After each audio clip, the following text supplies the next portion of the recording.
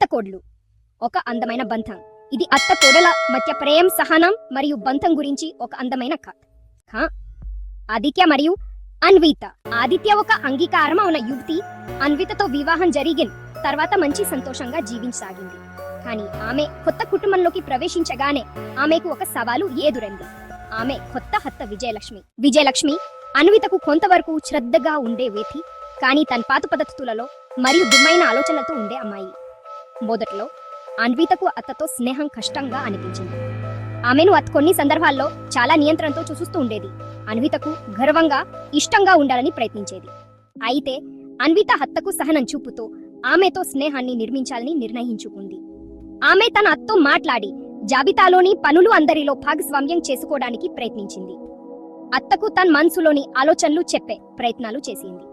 మొదట్లో విజయలక్ష్మి కొంచెం సంకోచంగా ఉంది, కానీ ఆ తర్వాత ఆమె కూడా అన్వితతో మాటలు చెప్పుకుంటూ గౌరవంతో, ప్రేమతో బంధాన్ని పెంచుకోవాలని నిర్ణయించుకుంది.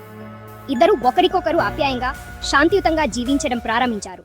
ఈ క్రమంలో అన్వి తన అత్తకు చాలా మంచి కథలు చెప్పింది, వంటలు చేసుకునే ప్రత్యేక పద్ధతులను వివరించింది. అలాగే అత్త ఆమెకు అనేక జీవిత పాఠాలు నేర్పింది. ఇద్దరు చక్కటి స్నేహాన్ని పునరుద్ధరించారు. గోచరించడానికి కొత్త సాంప్రదాయాలను ఏకంగా అంగీకరించారు. సందేశం: ఈ కథ ద్వారా మనం అత్త కోడల మధ్య ఉన్న గంభీరమైన బంధం ఎలా ప్రేమ, సహనం మరియు అవగాహనతో మార్పు చెందగలదో చూడగలుగుతాము. అత్త కోడల మధ్య సహనం, స్నేహం మరియు సపోర్ట్ ఉన్నప్పుడు వారి బంధం మరింత దృఢమైంది మరియు సుస్థిరంగా ఉంటుంది.